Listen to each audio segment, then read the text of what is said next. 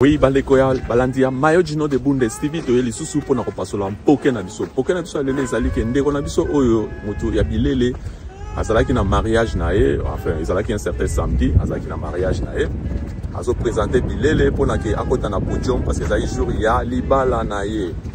Alors subitement to moni ndeko akwei mbala moko na se batu baye au secours bandeko musu baye ko secourir batu musu bazalaki neti émotion bazo kanisa kaka zo sala baje. Nous avons présenté bilamba nae. Alors, ok, kokende ya mutu nyonso yango. Alors, suivez après, on va revenir.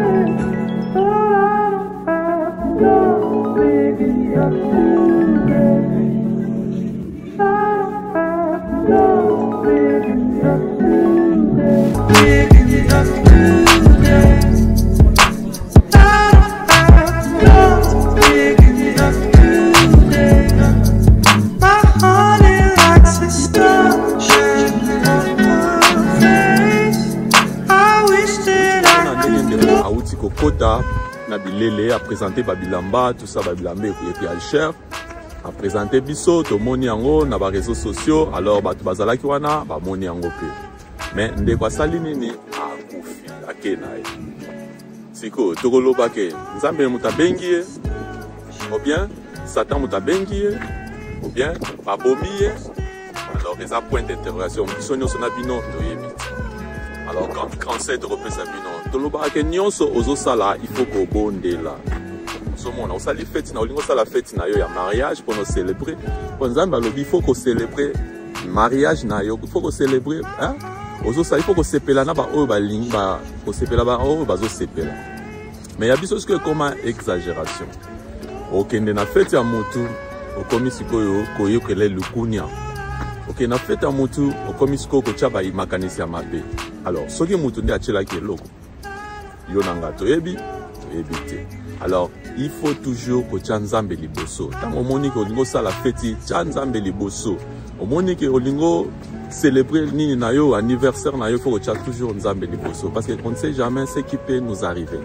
Totambola kana liwa, toyebi te eloko ko yela yo na temps wana. Tant ozake yo moko alors, il faut toujours avoir l'habitude de prier. Dès que tu pries, tu veux sortir, tu pries le Seigneur qu'il te protège. Au niveau matin, la voiture, célébrer, toujours prier. Au niveau célébrer, toujours le Seigneur devant tout. Alors, ce que Sambé nous a protégé, attaque au Sambé la Ranayote, tant que tu m'as bolongo au bondeli, au bondeli Nzambe, comme on a qui a continué d'avoir ange nayo, ange naye, ko protéger. À protéger en tant que au Sambelaki, en tant que au Yébiki Azamo Konzinayo. Alors ils auront bien vraiment pour nous Sambela. Yango balobana pasteur baso beta c'était butumo pasteur ya lokuta te me ya malam. Baso beta c'était butumo e bo Sambela. Bat balinko Sambela te bat bakomi ko yinana okende na fête ya motoke ko chela e loko olingi lokunya alataki mabe ba discussion bitumba. Alors, biloko na nzambe alingi yango te. Yango bozomona ba mort subite comme ebele, pour monde comme en envers.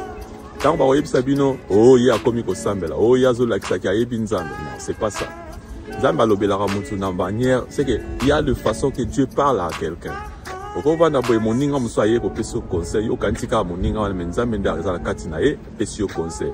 Alors ozo conseil wana o cha yango na en pratique, okozo yango aye pe alinko lakisa ni, surtout biso ba africain. Toni komi bomana pamba siko bobomi muninga okoma netiye okolata bilamba osoka somba bilamba ne ya 500,000 est-ce que okolata bilamba na ezaya yo te tikali pe ya batu mususu obomi muninga pamba pona kaka elamba oke oboma muninga ça ne sert à rien parce que yo pe lobi okokufa alors yango vraiment botika komi bomana botika komi tshela ba o ba tsheli ni poison akufi o boina botika biloko na parce que tu ne sais pas que demain aussi c'est toi qui vas mourir komi mutu ba na peli na ebe na nini na masasi alors yo pe kokufa ka bongo alors ezalaki biso bamayo tino de Bundesliga toyaki kotobeta mwa sete nde kwati outi kotika biso ezosala mawa mingi alors bino botikali pe bozala mayele eza te ke mbongo nyonso oke kotikala no na bilele alors parce que bilele ekotikala nango ba voiture ekotikala nyonso tosalaka ekotikala nango awa mais soko okangami na nzambe alors okokufa te okokufa mais molimo na yo ekende pa ya nzambe okokufa te c'est que okokufa na nzoto mais na esprit tu ne mourras jamais yango wana balobaka tout se paie ici bas alors merci ezalaki kaka moi vite fait mo pour na ndeko na biso auti kotika biso bon vraiment que le Seigneur azwa lokumu nzambe azwa lokumu pona ke soki ye muta accepter que liwa ya ndeko na ezala bongo alors gloire à Dieu soki paye pété alors voilà gloire à Dieu toujours alors merci on est ensemble I love you bye. Hey, don't forget to subscribe to Maya Gino de Bundes TV.